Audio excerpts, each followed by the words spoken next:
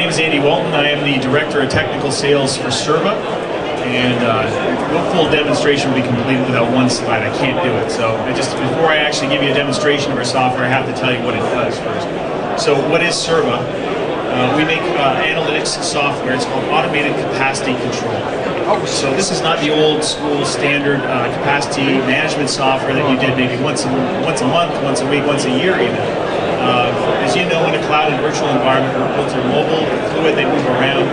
There's all kinds of considerations around storage and network. And so what we're seeing now is a requirement to do this every single day. So what our software does is it essentially balances the supply of what you have running today versus the demand of what's coming in today and in the future, which random growth, all the new applications. And the whole idea is to identify and eliminate any capacity risk and drive efficiency. And the whole idea there is really to pack workloads tighter. If you come by our booth afterwards, you'll see we've got these Tetris blocks everywhere. The whole idea is playing Tetris intelligently with the workloads that are running, packing them tighter and maximizing your white space, and eliminating unnecessary spend. So it's really a balance between workload demand, which is the ability to capture, route to the right enterprise location, and reserve capacity in the future, and that supply, which is continuously analyzing what you have today and controlling and optimizing your compute, your network, and storage capacity as well. The last component is who's using this today. This is enterprise software used by enterprise class customers.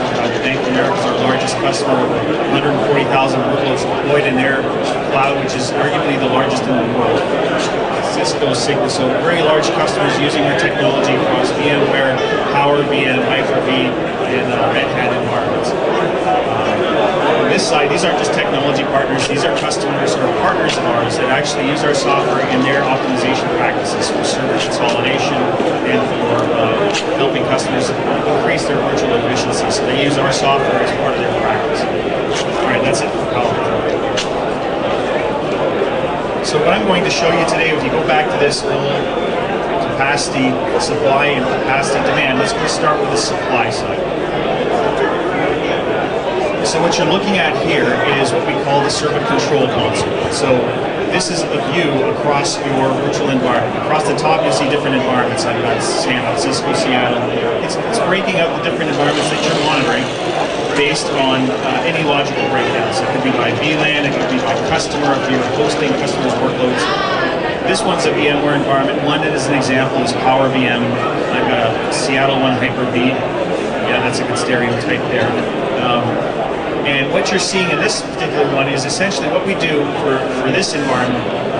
San Francisco, this would be a VMware environment. So we pull this data, people say, where do you get the data from? So we are agentlessly pulling it from vCenter, and that allows us to populate this view. So in the top row, you've got your clusters, you've got the hosts that belong to the clusters, and then the VMs that belong to those hosts.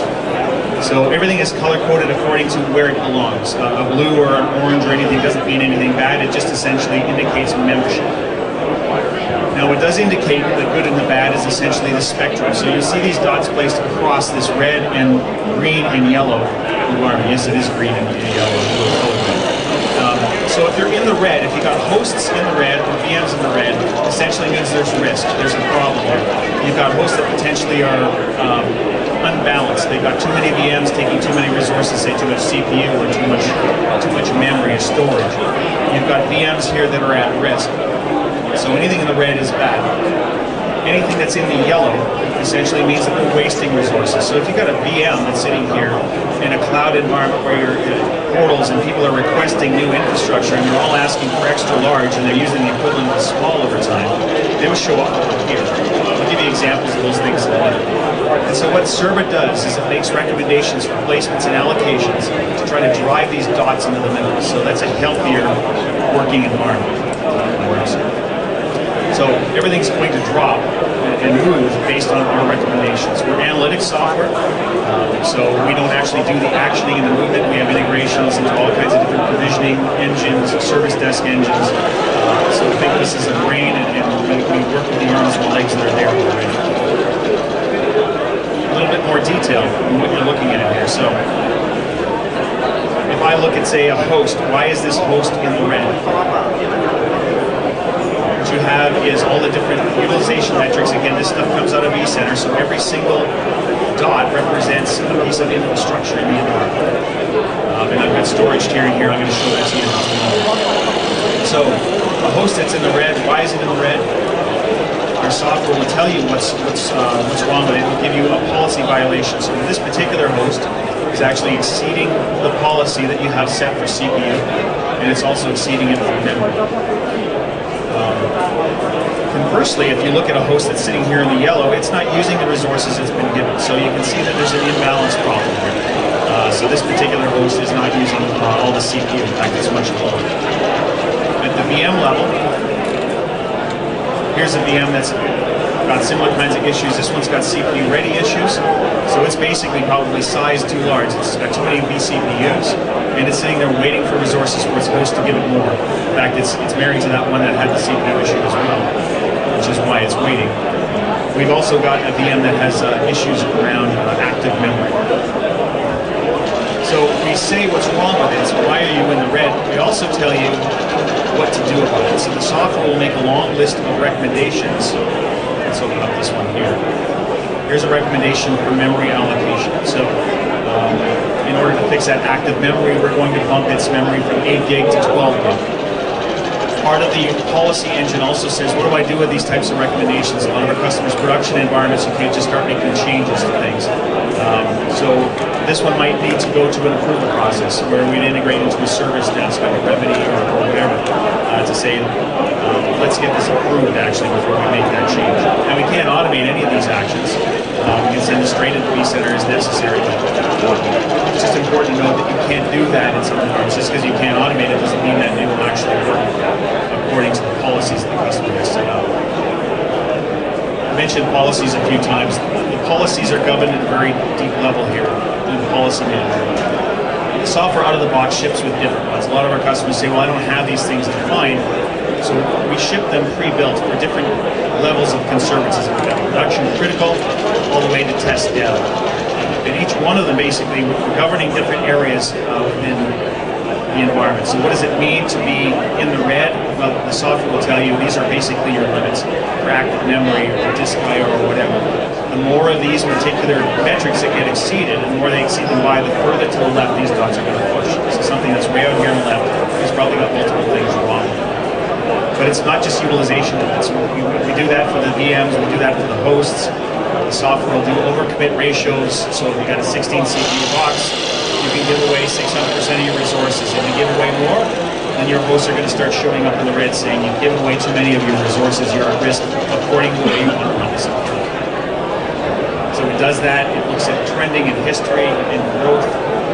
And when it makes recommendations to move things around, it will honor whatever business constraints you have. So it could be that you don't want a research server running with a trading server. It could be that you want to not cross security boundaries, what have you. So the software makes a fully informed decision when it moves things around, when it actually changes an allocation. So that's the policy engine. And this is kind of the day-to-day operational view of the software. What I want to also show you is, let's go back to the other side, and this is the demand view.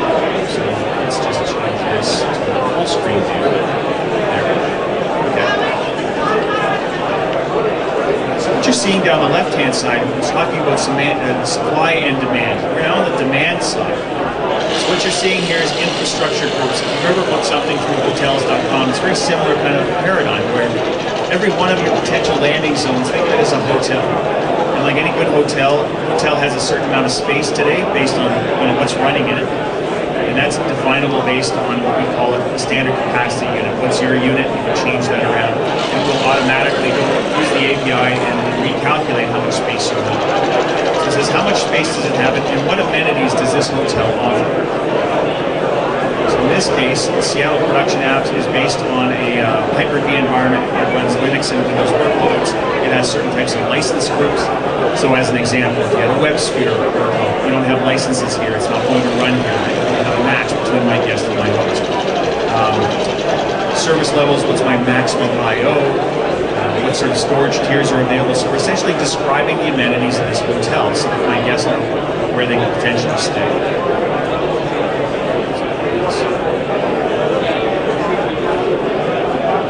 Just trying to turn this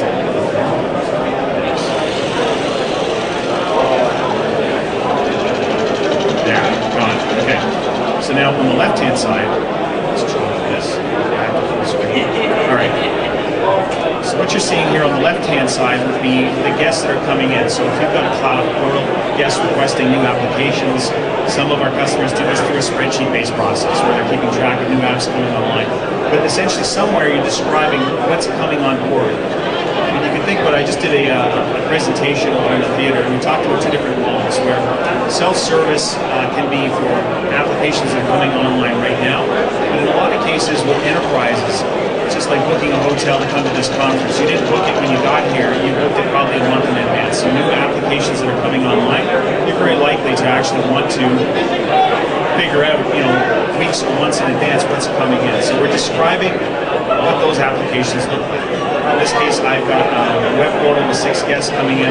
This particular one is 2 by 2, a certain amount of storage. The software can allow you to simulate, okay, what's the workload profile look like? So if you have real workload from, say, a physical to virtual, what we call a migration wave of physicals coming in, you might have real workload attached to that around things like CPU utilization or disk or I/O, what have you. In a case where you don't have representative workload profile, you can say simulate it and say let's make it look like a very intensive workload around CPU or disk I/O or what have you. So the software can help describe what those workloads are going to look like, so we can better place them when they come in.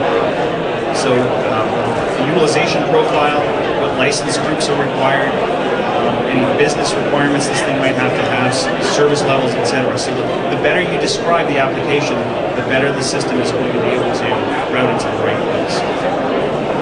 So you've got your hotels and you've got your guests.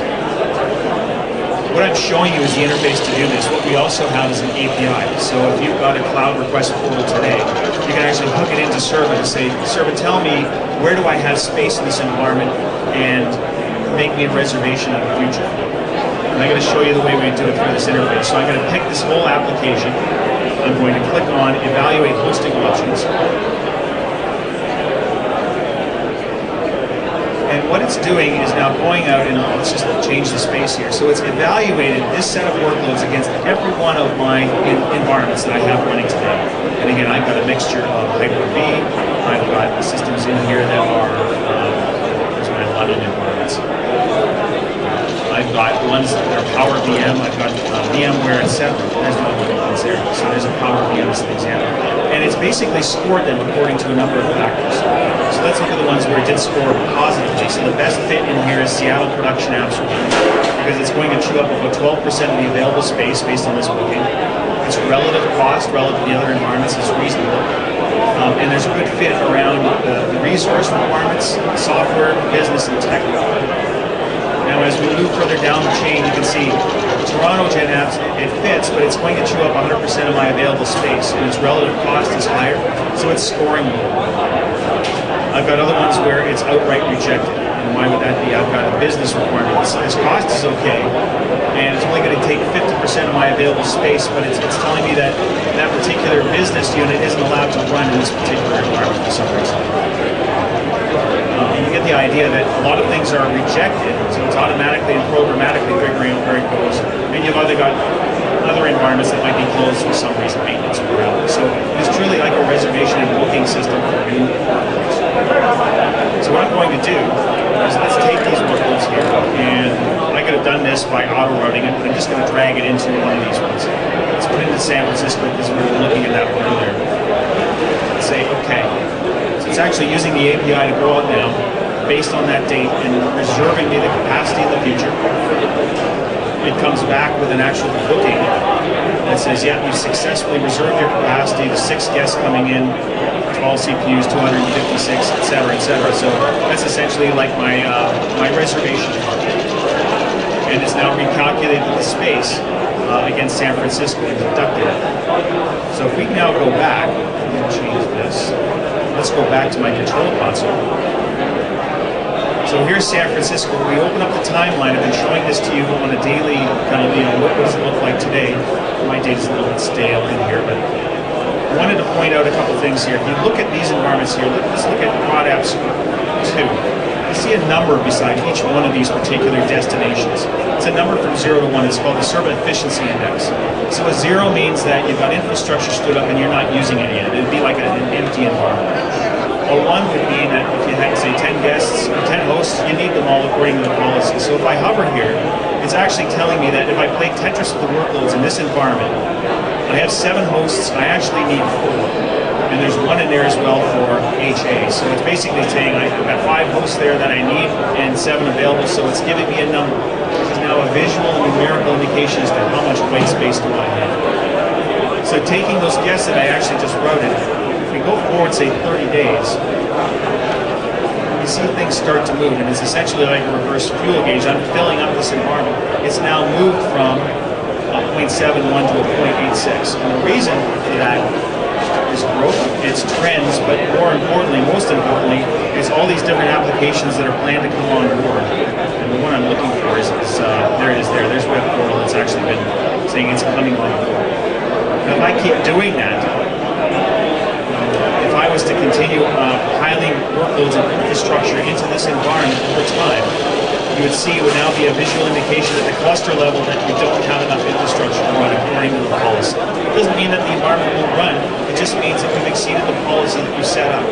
And so, by definition, you really should be doing something about that. And so the software can kind of do a number of things here. We can plan the supply as well. We could say, you know what, I'm going to add, I don't know, some new infrastructure. I've got a standard ESX or vSphere server, and I want to add 10 of those on here. So it's essentially like simulating the building of a new wing here. You could do that. The software could also do things like, you know what, let's take an environment that's not so important, say an automated testing application or something like that.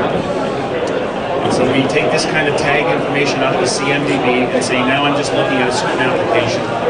And I can take that infrastructure and say, let's do something with it. I'm going to route it somewhere. I don't know where those icons are showing up, but I can reroute it. There's a cloud migration to a different environment, prod dev. I can send it out to the external cloud, IBM Smart Cloud, or CenturyLink, or what have you. So the software will actually allow you to simulate a number of different things and saying, instead of actually keeping these ones in here, I'm going to kind of simulate what's this going to look like if I reroute it. So I'm going to drop it back into the reservation console. Someone else can figure out where that's going to go.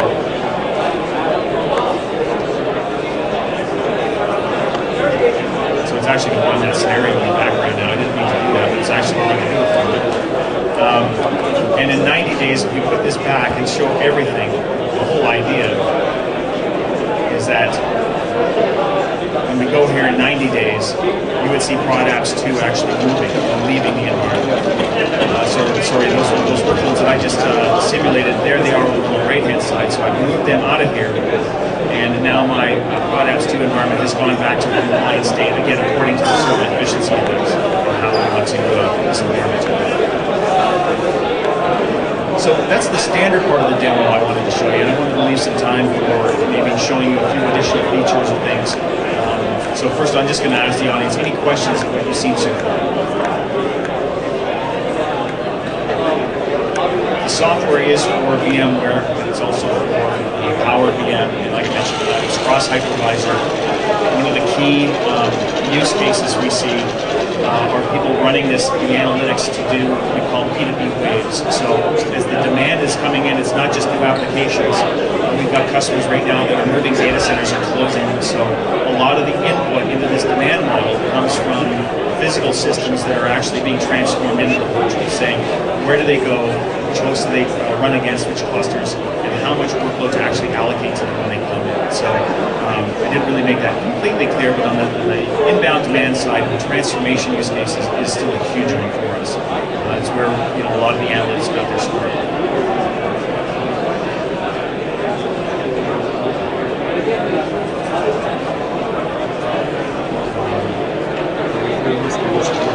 Any questions?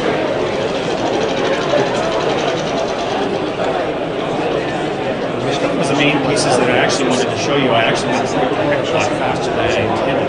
So there is some time left. I just wanted to want you guys into the booth. You're just right up this aisle here. So we do have this interesting Tetris game running right now against the blocks and win a Tetris Nano. We also have a draw for $500 gift card. And if you wanted to talk about some of the analytics that are running under the covers or specific use cases and scenarios as to what we do and which environments we'll cover, we'd be more than happy to have that discussion with you folks. So thank you very much for your time today, and hope to see you at the booth before the end of the day tomorrow.